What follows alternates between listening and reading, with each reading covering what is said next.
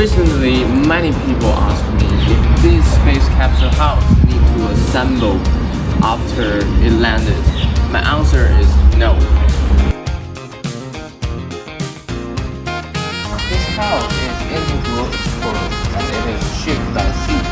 When it is shipped by sea, it is put in a fuel tank.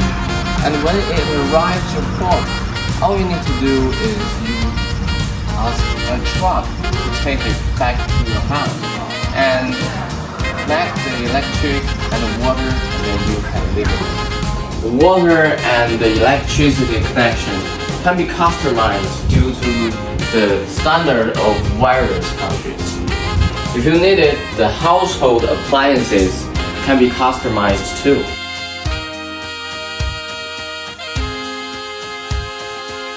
So this kind of house doesn't need to be assembled at all.